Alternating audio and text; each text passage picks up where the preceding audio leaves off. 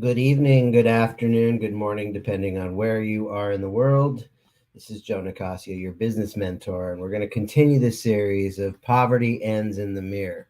And the topic today is whenever you blame the economy, you are slitting your own financial throat.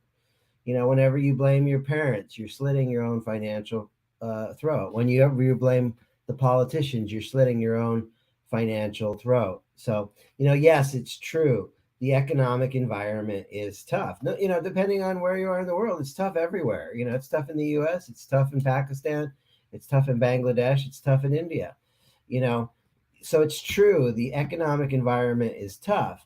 The real question is are you tough enough to weather the storm?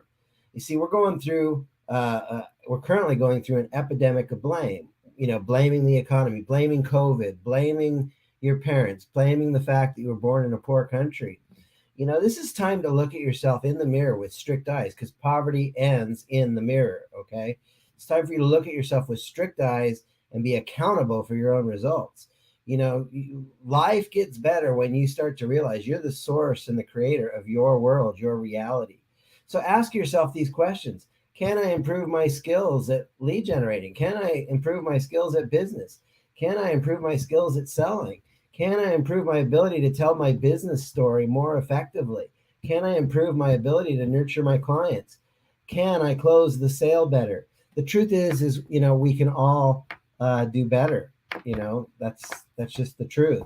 And so this idea that poverty ends in the mirror is where you start to take responsibility for creating your own circumstances. Now you may be asking yourself, Joe, why should I listen to you?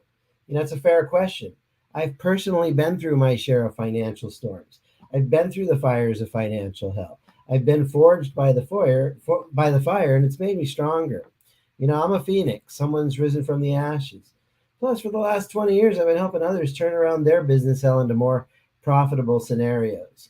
So the truth is if I can recover from my financial health and other clients can recover, then so can you. The question is how important is it for you to become a better marketer, a better promoter, a better closer, a better business person? Are you open to learning more skills, refining your approach, and raising your standards? Or are you going to be a victim and blame the economy? If you have, 10 people that can benefit, experience life improvement or profit from your offering, are you selling 10 out of 10? The truth is nobody does, okay?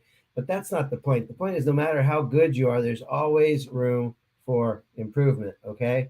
If you're currently selling 2 out of 10, and you can improve that to 3 or 4 out of 10, then you've radically improved your profits and radically reduced your wasted time. So the first step to improving your results is to acknowledge what is working and what is not. Dan Sullivan said that all progress begins by telling the truth. So until and unless you have the honest to God belief that you can learn more, you are destined to be a victim of circumstances. So here's your affirmation during the current economic environment. In order for things to get better, I've got to get better. It's not the economy, it's you. And we need to really be aware of the fact that there are always two economies. There's this serenity prayer they teach in Alcoholics Anonymous, which is, God grant me the serenity to accept the things I cannot change, the courage to change those things that I can, and the wisdom to know the difference. There's a macro economy and a micro economy. The macro economy consists of things you have no control of, like tax policy or the Federal Reserve or interest rate or Congress or government corruption. You don't have any control over those things. So God grant me the serenity to accept the things I cannot change. Yes, you can vote, but don't lose any sleep over those things. Your voice is too small. On the other hand, though, the microeconomy says you're only one sales transaction away from improving your personal economy. You can control the microeconomy. You can promote more. You can generate more leads. You can close more sales. Give yourself serenity. Focus on your personal economy. Don't worry about what's going on in Washington. I promise you, President Biden isn't thinking about Joe Nicasio today specifically. Okay? So focus on your personal economy. Don't worry about Washington, D.C.